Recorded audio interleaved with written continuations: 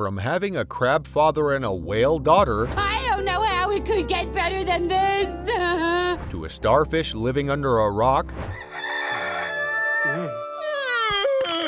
and a robot living under the sea. Oh, I knew you couldn't stay away. I knew it. Right, let me guess. Another failure? There are so much more discrepancies, or at least questionable things in SpongeBob SquarePants, just like we constantly make questionable decisions in our lives. Kidding. Seriously, though, why is a squirrel living with sea creatures? Well, that's what we're about to find out. In this video, we will talk about the conspiracy theories about one of your favorite childhood cartoons, specifically a character from one of our all-time favorite shows, SpongeBob SquarePants. Meet Sandy Cheeks, an anthropomorphic squirrel who is one of SpongeBob's best friends. Sandy is notable for her Texan characteristics, stereotypical accent, and a passion for science. Now, the question is, why did this certain Texan squirrel leave her home and live in Bikini Bottom, where living is a struggle, especially for someone who can't breathe underwater? Others suppose that Sandy, a scientist, was hired to study the residents of Bikini Bottom, just like how people from NASA explore other planets for any signs of life. In the episode Chimps Ahoy, we meet Sandy's bosses at the Tree Dome Enterprises. Holmes, I am Professor Percy. This is Dr. Marmalade.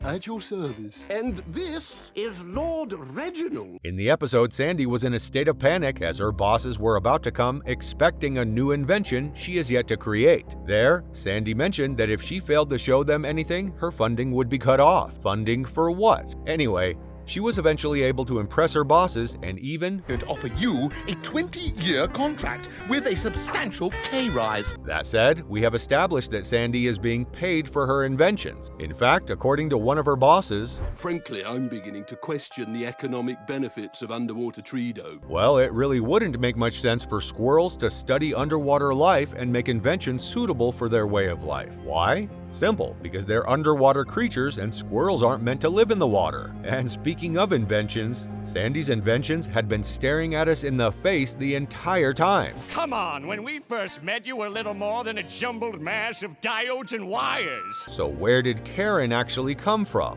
Remember how SpongeBob and Patrick accidentally released Sandy's robots?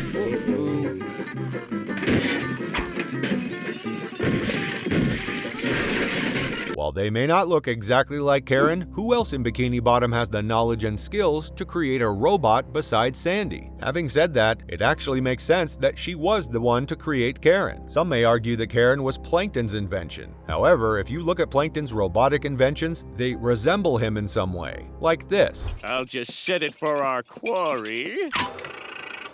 No. Or this. Welcome to the Krusty Krab, sir. May I help you? Yes, please. And this, obviously. With this disguise, that formula is as good as mine. Also, his inventions always turn out to be a failure. Why those restaurant doors open nice and easy. Come on, you piece of garbage! Ouch! That said, it's pretty obvious that he doesn't have the technical skills and knowledge to have created Karen. In fact, Sandy's robot in the Chimps Ahoy episode looks very similar to Karen. Now, you may be wondering why Karen was left in Plankton's company when Sandy was her creator. Well, as I have mentioned earlier, Sandy is paid to study the residents of Bikini Bottom, and she really can't do her surveillance in her home, which is basically a fishbowl. Watch this. So you can see everything from the outside. That said, having Karen stay at Plankton's place, which is almost like a fortress and almost no one visits, is the best place to watch the people in Bikini Bottom. You might ask why Karen and Sandy have no interactions if Sandy did invent Karen. Well, they actually had numerous contacts. First, in the Salsa Imbecilis episode, Plankton turned the entire Bikini Bottom residents dumb, except for Sandy and Karen, who worked together to undo Plankton's mess. And here comes our newest member. Cowbells! Yeah!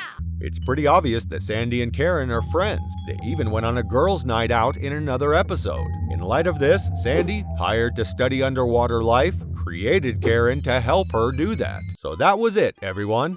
Thank you so much for tuning in. Until next time, we are Cartoon Conspiracies.